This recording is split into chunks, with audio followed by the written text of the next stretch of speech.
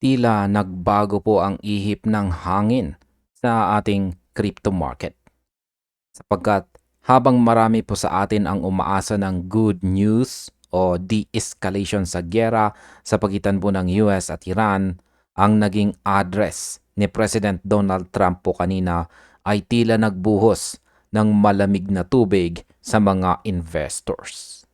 Sa loob lamang po kasi ng isang oras matapos po ang kanyang speech, si Bitcoin ay bumulusok sa presyong 66,000 na price level. Kaya pasabog po tayo dyan. Tignan po natin ang kasalukuyang chart ni Bitcoin. Ang ating pong nakikita rito ay ang kanyang daily chart time frame. At mapapansin po natin dito na siya ngayon ay naglalaro sa presyong 66,647.91. Kaya yan, bumagsak po siya at kasalukuyan po siyang bumubuo ng isang malaking bearish candlestick. Ayon po sa ulat ng CoinGape dito, yan, sabi po sa title dito, why is Bitcoin price falling after President Trump's speech on Iran war? Ayan. Ayon po sa balitang ito ay meron pong mahigit $550 billion ang nawala sa US stock futures habang ang presyo po ng langis o crude oil ay bigla pong tumalon ng 5% at pumalo po sa mahigit $104 per barrel. Kaya ang tanong ay bakit ito nangyari? Ayan mga ka-crypto, nangyari po ito dahil walang binigay na malinaw na timeline si Pangulong Trump kung kailan matatapos ang gulo. Sa halip, nagbabala pa siya na patatamaan po ng US ng extremely hard or napakatindi. Ayan, sa susunod na 2 hanggat 3 linggo. Ayan. Ngayong araw or sa video na ito ay pag-uusapan po natin ang koneksyon ng geopolitical tension na ito sa ating mga charts, kung saan ay gagamitin po natin ang ating paboritong mga indicator na Hallsut at ang QQE mod para malaman kung ang presyong ang presyo kasalukuyang presyo po natin ngayon ay simula lang ng mas malalim na pag-dip o kung may pag-asa pa tayong mabawi ang ating momentum. Ayan, simulan po natin sa no timeline speech at ang pag-akyat ng dollar. Ayan. Ang market po ay laging forward looking. Ibig sabihin, nag-i-expect sila ng katiyakan. Pero ang sinabi po ni Trump tungkol sa pag-target sa electric infrastructure ng Iran, kung walang deal na magaganap, ay nag-trigger po ito ng risk of sentiment. Ang US Dollar Index or DXY ay umakyat po sa 100. At kapag malakas po ang dolyar, kadalasang hirap huminga si Bitcoin at ang gold. Pati po ang gold at silver bagsak din po ng 2% hanggang 4%.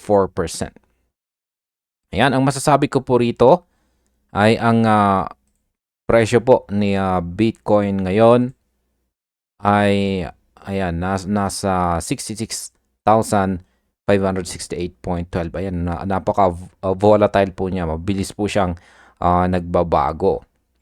Ngayon, kung titignan po natin ang ating candlestick, ayan, ay kitang-kita po natin na ito ay isang bearish candlestick. Ayan, matapos pong ma-reject kahapon dito. Ayan, nagkaroon po ng rejection dito sa isang downward trend line. Ito po yung kulay puti na linya. Para itong pilit na umaakyat sa hagdan, pero biglang itinulak pababa ng balita mula sa White House. Ang rejection na ito ay hindi lang basta coincidence. Naganap po ito sa mismong oras na walang narinig na peace cues or palatandaan po para magkaroon ng kapayapaan. Ayan, wala tayong narinig dyan bilang mga investors. Kaya Sa aspeto naman ng ating Hall Sweet Indicator, ayan, ito po.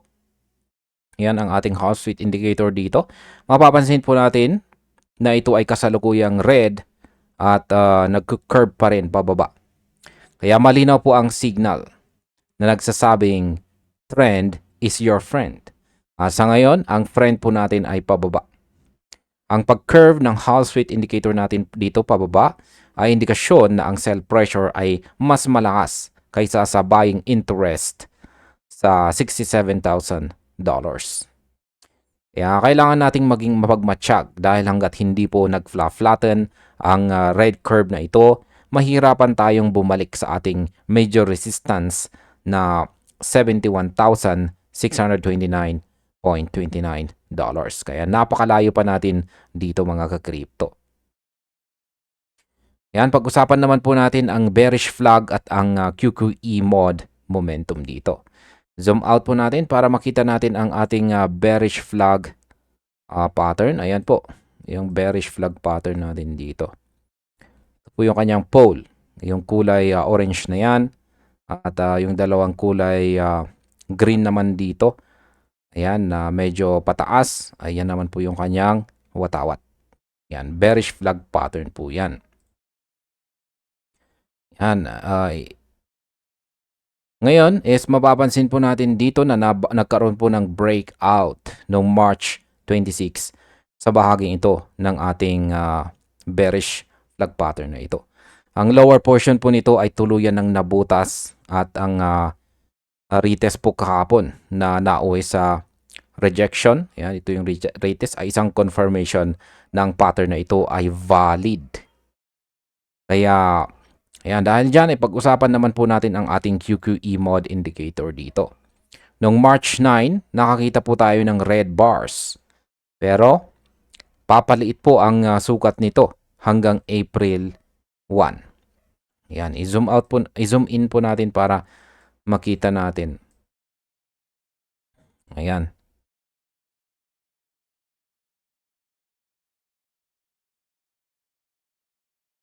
Yan, tutukan po natin ang ating QQE mod indicator dito sa ibaba.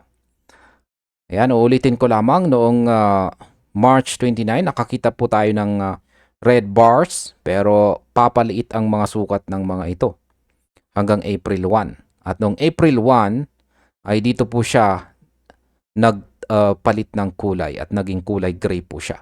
Sinyales po. Sinyales sana na nag-i-exhaust o napapagod na ang mga bears. Pero dahil po sa speech ni Pangulong Trump, ang kasalukuyang QQE bar natin dito, ayan, ay bumalik po sa pagiging red at mas malaki na ito kaysa kahapon. Ito po ang tinatawag na momentum resurgence. Ibig pong sabihin, ang mga bears na akala natin ay natutulog na ay muling nagising dahil po sa geopolitical instability. Ang paglaki po ng red bar dito sa ating QQE mod ay isang seryosong babala na ang momentum pababa ay bumibilis po muli. Ang ating current major support po dito sa 65,594.59, ayan, ay ito po yung nagsisilbing kasalukuyang harang natin. Kung hindi po kayang saluhin ng mga buyers ang presyo dito, yan, ang susunod na hihintay nating floor o support ay nasa 61,324.08 naman. Kaya ito po ang ating next major support na dapat po nating bantayan ng maigi. Pag-usapan naman po natin ang Strait of Hormuz at ang crypto payment demand. Yan. Isa pong nakakaalarmang balita mula sa speech ni Trump ay ang kawalan po ng stance sa pagbubukas ng Strait of Hormuz. Ang Iran ay humihingi po ng bayad sa Chinese yuan o crypto para lang makadaan ang mga barko sa channel na ito. Habang ang UAE ay nagtutulak po ng UN resolution para buksan ito, ang tensyon sa oil supply ay patuloy na nagpapataas po ng inflation fears. Kaya masasabi ko po rito ay ang inflation ay kaaway po ng Fed rate cuts. Dahil sa pagtaas ng oil prices, ang expectations para sa rate cuts ngayong taon ay nababawasan. Ito ang dahilan kung bakit ang 10-year Treasury yield ay umakyat po sa 4.376%. Kaya sa madaling salita, mas gusto muna ng mga big money na ilagay ang kanilang pondo sa safe havens, gaya po ng bonds at dollars, kaysa sa risky assets gaya po ni Bitcoin habang hindi pa malinaw ang sitwasyon sa Iran. Ayan, balikan po natin ang ating daily chart time frame dito kay Bitcoin, kung saan ang ating chart, ayan, ay nagpapakita po ng kasalukuyang presyo na 66,580.84 na naglilimbo. Ayan, hindi pa tayo sapat na bumabagsak para tawaging crash ito. Pero wala rin tayong lakas para umakyat. Kaya masasabi ko po rito ay ang market ay kasalukuyang digesting the news. Ayan, dinadigest pa lamang ng market yung balita. Ang negative Coinbase premium na nabanggit po sa balita ay nagpapakita na may untapped demand, yan, mula po sa US investors. Pero takot pa silang pumasok habang ang ating Hall Street indicator dito ay red. Kaya ang strategy ko po rito ay wait and see. Yan, maghintay at mag-observe lamang po tayo. Huwag pong mag-catch ng falling knife hanggat hindi natin nakikita ang ating QQE mod dito na lumiliit muli ang kanyang sukat. Yan, pag-usapan naman po natin ang derivatives market at ang tungkol sa massive selling. Ayan po sa CoinGlass data, ang total BTC futures open interest ay bumaba na po ng 2.50% nitong nakalipas na 4 na oras. Ibig sabihin marami pong traders ang nagko-close ng kanilang mga positions o di kaya ay na-liquidate. Ang pagbaba po ng volume ng mahigit 8% ay nagpapakita rin ng caution sa panig ng mga retail traders. Kapag ang open interest ay bumabagsak kasabay po ng presyo, ibig sabihin po nito ay long liquidations ang nangyayari. Marami pong naniwala na peace ang ibabalita ni Pangulong Trump. Pero nang war ang naging tono, nagmadali silang lumabas sa pinto. Ang resistance po sa 71,629.99 dito ay mukhang isang pangarap. Yan, pangarap na muna sa ngayon. Ang kailangan po nating bantayan sa mga susunod na daily candles ay kung magkakaroon ba ng fake out sa ating 65,594.59 na support dito.